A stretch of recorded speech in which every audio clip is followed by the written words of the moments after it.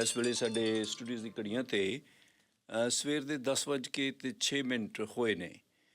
ਅੱਜ ਜਿਸ ਤਰ੍ਹਾਂ ਮੈਂ ਤੁਹਾਨੂੰ ਪਹਿਲਾਂ ਦੱਸਿਆ ਸੀ ਕਿ ਸਾਡੇ BC ਦੇ ਪ੍ਰੀਮੀਅਰ ਡੇਵਿਡ ਈਬੀ ਸਾਡੇ ਪ੍ਰੋਗਰਾਮਸ ਦੇ ਵਿੱਚ ਸ਼ਾਮਲ ਹੋ ਰਹੇ ਨੇ ਔਰ ਡੇਵਿਡ ਈਬੀ ਅੱਜ ਸਾਡੇ ਨਾਲ ਗੱਲਬਾਤ ਕਰਕੇ ਦੱਸਣਗੇ ਕਿ ਸੂਬੇ ਦੇ ਵਿੱਚ ਕੀ ਹੋ ਰਿਹਾ ਹੈ।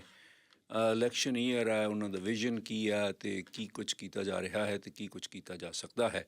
ਖਾਸ ਤੌਰ 'ਤੇ ਸਰੀ ਦੀ ਵੱਧ ਰਹੀ ਆਬਾਦੀ ਦੇ ਮੱਦੇਨਜ਼ਰ ਬਹੁਤ ਸਾਰੀਆਂ ਜ਼ਰੂਰਤਾਂ ਵੱਧ ਗਈਆਂ ਨੇ, ਉਸ ਦੇ ਲਈ ਉਹਨਾਂ ਦੀਆਂ ਕੀ ਯੋਜਨਾਵਾਂ ਹਨ। Premier, welcome. Thank you very much for coming to the studio. Jan. Thanks for having me. Sats Recall. Good morning, Mr. Thind. Because we are hearing a lot of political conversations nowadays, so BC Conservative Party of John Rustad is catching up pretty good in the polls. Do you think that's a threat of any kind to you?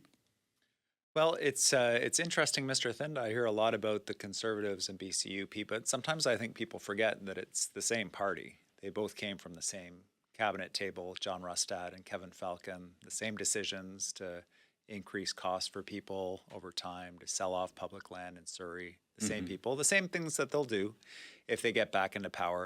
And, Kevin Falcon kicks John Rustad out of caucus, and then he wants to work with them, and they want to get back together, or maybe not, or maybe someone else is going to lead the party. For us, the only thing that matters is making sure we're supporting British Columbians with the big challenges they're facing and building our province going forward. And that's what we're going to continue to do up until the election. That's what we're focused on. It seems like that the coalition they were talking about doesn't seem to be happening. But still, I think the danger is lurking because they can have a supply and confidence agreement even after the election. Well, I mean, the mask really slipped, didn't it, Mr. Thind, in the last week? All of a sudden, the very rich people in downtown Vancouver who are used to running the BC Liberal Party got together and got Mr. Rustad and Mr. Falcon, and they wanted them all to get back together. That's who's always run these two parties, and that's what's happening again. It's not a surprise to me.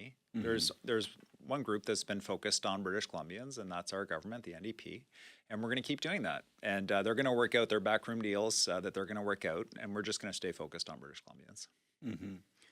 Talking about the Surrey policing, Solicitor General has fixed a date, November 29th, I understand, to resolve the issue forever.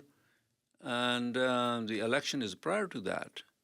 Why did he fix the date after the election? In the event NDP doesn't make it, then we are stuck here. Well, I mean, it's strange to me that John Rustad and Kevin Falcon are committed to putting Surrey into turmoil again on policing, going back to the RCMP. I don't understand that. It's very clear. The mayor and her council voted to go to Surrey Police Service. Then they changed their minds. Okay, but they were too far down the road. So we need to finish the transition. It's very clear. We're going to Surrey Police Service. We have a clear transition plan. We're moving ahead, even without the city of Surrey. We've offered them money on transition. We've offered them guarantees if costs go higher than expected to protect taxpayers. They turned all of that down. It's not about cost. It's not about policing quality. It's just about what the mayor would like to do, and she's spending money on lawyers and PR people instead of focusing on safety in the community. I find it very frustrating. Surrey has huge challenges that we should be focused on working out together, and I hope that once this court decision is done, the mayor will be able to come back and we can just focus on supporting Surrey. And it's the fastest growing community in Canada, very likely, but certainly in British Columbia, and we got to work out some issues together. Surrey Mayor has dismissed this date fixing. She says it has no value, it's not going to make any difference, it's just a hoax. Yeah, I don't know if we'll ever be able to reach the mayor on this, but for us, it's the people of Surrey, when they dial 911, that they get that police response, that it's a high-quality police response, and we're completing the transition with Surrey Police Service. That's why we passed a law that enabled us to just continue, even if the mayor decides to continue to resist this. It's unnecessary. It's spending a lot of money. It's not protecting Surrey taxpayers, and I don't understand why she's doing it. It's not that me, myself, and other people in Surrey don't appreciate your efforts for the Surrey Memorial Hospital, providing a second hospital. We do recognize it and appreciate it. But by the time this hospital or second hospital is going to be starting, by that time, I think the population of Surrey will be probably, increased more. And every day by day, every month, the population is increasing. We'll still be, short of doctors. There's still 1 million people don't have doctors. So what is the long-term plan? You're a visionary man. I mean, by the time this hospital will be completed, the population will go up. Where are we? We're stuck again. Yeah, it's an important issue, Mr. Thind. When I was sworn in as Premier, the commitment that I made to people south of the Fraser, we were going to address the discrimination that they faced around capital in healthcare. That means the buildings, the hospitals, the spaces for care, but also the health workers. So we've added 70 doctors at Surrey Memorial alone, almost 200 additional health workers. We've committed to the tower at Surrey Memorial. That business case is underway. We're under construction at the new Surrey Memorial Hospital, but most importantly for the vision for the future, Mr. Thind, is SFU Surrey being the home of the new medical school.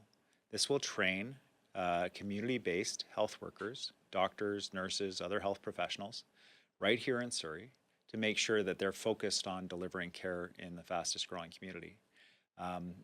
There's no question, we started behind the line, and I know that everybody knows this, but there were 20 properties that were sold by Kevin Falcon and John Rustad that were public properties that could be used for hospitals, schools, housing that are not available to us, that slowed us down. But we're moving ahead with this. We're making sure that we're doing this. And if they get back into power, they've been clear that they're going to cut. That's the only possible outcome of their budget proposals, is they're going to reduce money for healthcare workers. They're going to cancel capital projects because they say that government is spending too much. We are spending. And we're spending because the population is growing so fast in this province. We have to build schools. We have to build hospitals. And they disagree with that. And I think that's a big mistake because the province won't stop growing if they get elected. And there will be demand for these services that they're planning on cutting. Well, you're quite popular among other premiers. I mean, is there a possibility that you can talk to the federal government of a private-public partnership in the healthcare? Because this doesn't seem to be working. Look at the other countries. I was in India. Promptly you can go to a doctor and see the doctor and get your surgery done or whatever you want done. Yeah, I think that for British Columbians, we do have opportunities to improve our healthcare system. But the big problem is with the private-public discussion is that there's a fixed number of healthcare workers. The big problem in the healthcare system is not enough doctors for the population, not enough nurses for the population. So if you introduce a private system, they're just paying those doctors and nurses even higher salaries, which means you have to pay even more money to access that care because you have to add in the profit margin. If I thought that was the solution, we would absolutely be looking at it, but it doesn't get us more doctors and nurses. It doesn't get us better health care. All it does is it forces British Columbians to get out their credit card to pay for care, which is something that they used to have to do with MSP, and we got rid of that charge. So training up those new doctors and nurses, internationally trained doctors and nurses, getting them credentialed to work in our system, just like we have with the 6,000 new nurses that are working in the system, is how we're going to solve this problem. A few days ago, I was in India and I was in Punjab and I had a conversation with the Chief Minister of Punjab, Bhagwant Singh Mann, Premier, like Punjab Premier. Mm-hmm. And Chief Minister Mann expressed an interest and desire to meet you. And we were talking about you and BC because thousands and thousands of people from Punjab, he said, are living in BC. So you might get an invitation letter soon. And he told me that I want to invite some cabinet members. You have 4 or 5 Punjabi-speaking cabinet ministers. Are you interested in creating a relationship and seeing the Chief Minister of Punjab? Yeah, absolutely. I've never been to India. I would love to go. We had some initial plans to go to India before everything really blew up in terms of Canadian-Indian relations. It's such an important country for British Columbia, the person-to-person relationships, the business relationships, and the Punjab is a particularly important area of India for British Columbia. So many former Punjabi residents are now proud British Columbians. I would love to go. Glad to be invited. I don't think it's going to happen before the election. There's lots of reasons. But very much, if I'm reelected, I would love to go and represent British Columbia and deepen those relationships because those ties are so important. Another thing is that Surrey's mayor expressed frustration that city of Surrey has been put in a naughty list. Like, how does it really, housing minister or other people put people or municipalities in this list, how this list is formed? She was quite upset then when Surrey was in a naughty list.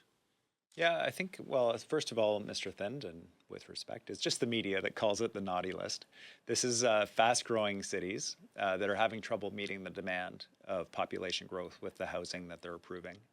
And what we're trying to do is provide provincial government supports to those cities to coordinate our provincial programs around things like infrastructure, sewers, and other things. With federal government supports, the federal government has their own infrastructure program with the city's efforts so that we can get the housing built that people need, and it can get done faster. We can get approvals faster, and we can get the housing to address the housing crisis that people are really feeling, and that you don't have to be a multi-billion-dollar developer to get through a process, that small developers can participate just like large developers, or if you own a home and you want to divide it into 2 units, that you can do that without having to hire an architect and all these different things. So to get rid of that red tape, to make it easier and support those cities that are facing huge pressure is what this program's all about. Generally and historically, political leaders are appreciated and remembered by the public who take bold and revolutionary decisions. I understand you're trying to improve our transportation, local transportation here. 4 buses here, 6 buses here. This is a Mickey Mouse way of doing it. And some people think that, like, why don't have a fast train from Chilliwack to Vancouver? Going there and take a step. You don't need anybody else's permission on this one. And build houses there between Chilliwack and Hope. There's thousands of acres of land that can be used. And if you have a train going back and forth in fast speed, there's already railway tracks there. I have read an article that there's a right of way already given. So why don't you take those kind of steps that it's expected from you? Yeah, well, absolutely, Mr. Thind. But you know that our government is doing that work. We have the largest transit project ever south of the Fraser in the Surrey-Langley SkyTrain. We're expanding transit across the region. The Highway 1 work that we're doing, and we're accelerating that work, will include bus on shoulder lanes so that buses can get back and forth really quickly, and also expand that critical trade route so people aren't sitting in traffic. The commitment to infrastructure south of the Fraser is huge, and it's to recognize people have to live further away from work, and they're moving to different communities, and that infrastructure is badly needed. But I will, as I always do, I listen carefully to your suggestions, Mr. Thind. I know West Coast Express is a long-time legacy of the NDP, and it was the NDP that built that, and we do see a need to improve transit right out to Chilliwack. But we also know that traffic along that corridor has been challenging as well for our economic growth. So we're balancing a lot of things right now, and one of those things is building the infrastructure to help the whole region south of the Fraser, including Surrey and the Valley, be successful. BC PNP program. A lot of truckers who are working here, their permits are expiring and they're planning to move away from BC. We'll probably have a shortage of truck drivers. And the score, they're not meeting the score that BC PNP has. Do you have any plans or any kind of preparation in the works that the score can be reduced, or how to keep these drivers here instead of going to Alberta or other provinces? Yeah, the PNP program helps people get that permanent citizenship. So once you're in, you're okay. The challenge we have is that the number has been fixed and restricted by the federal government. So we only have a certain number of spaces. Because of the applicants we're seeing in those spaces, the scores are very high. And it means that some industries that previously depended on it, including truck driving, is having a challenge because it's being taken up by engineers and by other skilled trades that are needed in different areas of our economy. So it is a challenge. I know that. We're in conversations with the federal government about it to make sure that our immigration system is supporting these areas where we need workers, where people have those abilities. And also, we've had to put in place additional safety training for truckers because of some really high-profile tragedies. which also makes it a little bit more challenging to operate those trucking firms. We know that. But we had to ensure that the safety of the driving public was protected. Once again, lastly, the Surrey is a battlefield of political wars here. So people of Surrey is going to probably well give you the keys to the legislature. It's a deciding factor. But the population of Surrey is increasing continuously. Our schools are full. You know that. Never mind the portables. Other things are happening. Funding is less, and some programs are being cut. And do you have any plans to increase the funding for Surrey proportionately as the students are increasing? Because funding is same, they're shuffling. I mean, we can't really blame the school board or schools or the administration because they have that fixed amount of money and they cannot show deficit. So they need more money, Premier.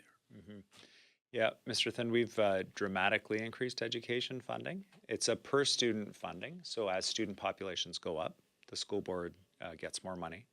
But importantly, we're also building those schools. We have more than 13,000 spaces. I think it's like 13,600 spaces that are either complete or under construction to add to those school spaces. And one of the programs that we recently announced was screening for all kids in kindergarten to grade 3 of their reading ability and additional professional training for teachers so that they can intervene when kids are struggling to read early so that later on they're not struggling to read when it's much harder to teach them. So these are the interventions we're making with additional funding, is to support kids that need a little bit of extra support early on so that they're successful later on. Also, breakfast programs for kids. We know there are a lot of low-income families. Yeah. If a kid gets a breakfast program at school, they're so much more successful during the day. That's across the province now. And supporting teachers with fair compensation for the work that they do so that we're able to recruit teachers as well because like so many other occupations, when our province has the lowest unemployment rate in all of Canada, it's hard to recruit those workers to do these jobs.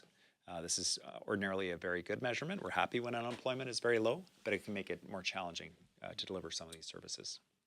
Premier, if you win again, become the Premier of the province again, what would be your priority? What will be the first thing that you like to do? Well, the goal that I have when it comes to British Columbia is to make sure that everyone can build a good life here. And key to that is housing. To continue the housing work, to expand that work. We have a number of significant pilot programs around using public land to build more affordable housing, around changing those municipal rules to make it easier to build housing, to really accelerate that work to provide increased housing affordability for people. I think it's the number one challenge our economy faces, that families face, and people looking for a future in the province really face. So very much a focus on housing. Premier, thank you very much. I really appreciate that you coming down here and answering those questions. People were thinking about those kind of things and they wanted answers, and you come here directly time to time, and thank you. Yeah, it's increasingly front of mind. October is coming, Mr. Thin. But in the meantime, we'll keep governing the province, and thank you for having me on. It's a pleasure to be on your show. Thank you.